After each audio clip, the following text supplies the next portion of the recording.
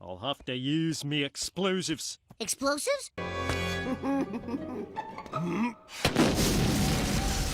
Well done, boy! Wait, here comes the Ikea. What's a Ikea? Ikea! Who here knows what a family tree is? The charts representing genealogical relationships in a branching structure. Very good, Lisa. Class, your assignment over the weekend will be to make your own family tree. No, this can't be right. Yeah, they're all horrible. There must have been some good ancestors.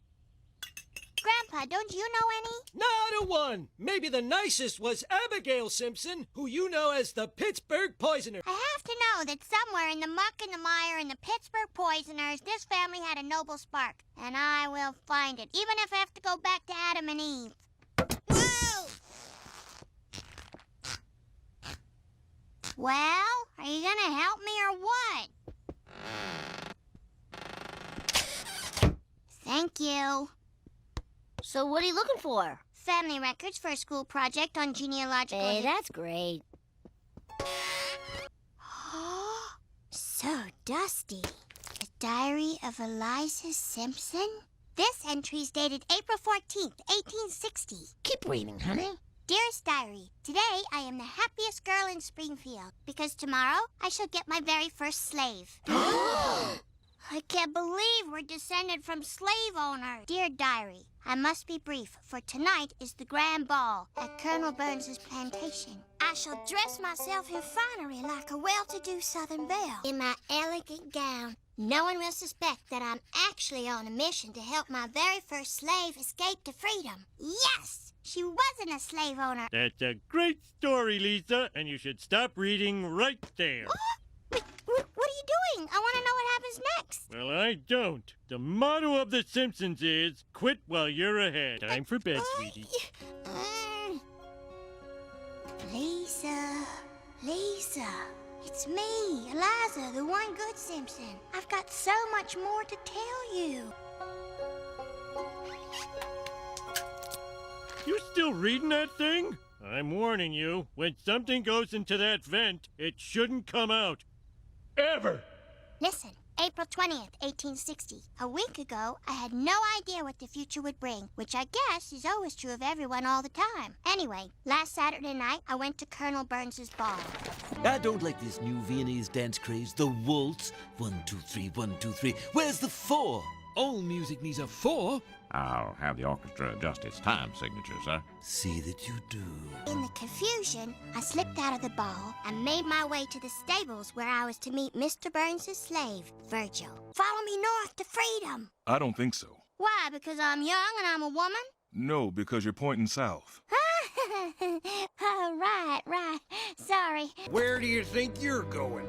Run! Hearts pounding, we fled into the woods, but their horses were fast. Escape seemed impossible. What happened next? But that's all there is. Cheer up, sweetie. Maybe we can find the answer in the library. To the reference desk. There are no books about an Eliza Simpson, but I did find this. Ooh, a cookbook. Frog haunch, hooves o' juice, possum pouch pie. Please don't make those recipes. This one doesn't sound roadkilly, and it comes with a story. The patrollers were too fast for Eliza and Virgil.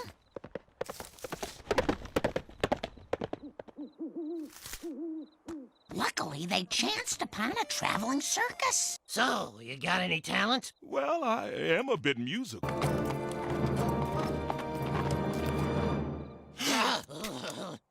Nothing to see here. Just a couple of clowns and the world's youngest bearded lady. That I is. No way. He'll get me in trouble. Maybe you change your mind about me after you try some of my wheel cakes. You can stay. You swear you'll help him? I give you my word as a Southern gentleman. So they did the right thing. Martin Luther King had a dream. dreams are where Elmo and Toy Story had a party, and I went there. One of your best, Ralph. Next up, we have Simpson L. Our story begins with a spunky little Spitfire named Eliza Simpson. The year was 1860, and the underground... And though Hiram...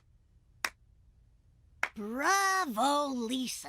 Very entertaining. But then again, fairy tales always are.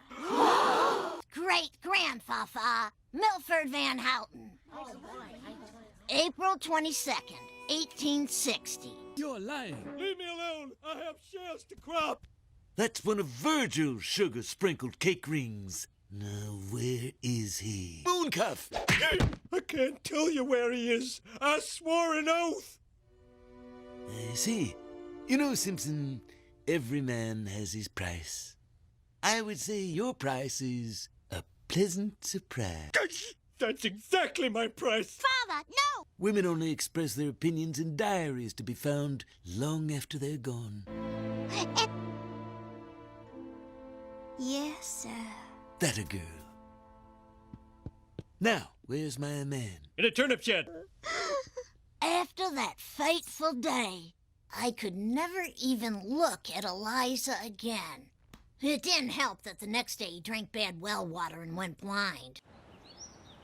As I told you, we don't have any books pertaining to Eliza Simpson. You know, you could try our film vault. Huh? So, Miss Eliza, I understand you just turned 100? Any regrets? Just one. When I was a girl, I witnessed a grave injustice, but I held my tongue. There's no noble Simpson. Oh, you were right, Dad. Oh, don't cry, meat pie. Things worked out pretty well for Virgil in the end. Listen, Wrinkles, if you know something that'll cheer up my little girl, you'd better spill it, or I can make things very uncomfortable for you. Had enough? Oh, okay, I'll talk. Well, Lisa, Mabel knew her husband well, so she had cooked up a little payback pie. Get off my property, Colonel Burns. I knew you'd break your promise. Now I'm taking Virgil to freedom. You defied your husband for me? Now let's take you to a place where a black man can blend in. Canada.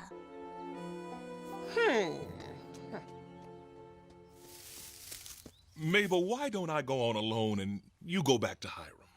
No, there's no life for me with him. After you. By the time they crossed into Canada, things had changed. Mabel and Virgil lived out the rest of their days in peace. They got married, and since Virgil had no last name, they both took the name Simpson. So you're actually descended from Virgil, not Hiram. Are you happy? Yes, I'm thrilled. Grandpa, why'd you try to keep us from finding this out? Well, it's hard to explain this to a young person, but people of my generation are, you know... Racist. That's it!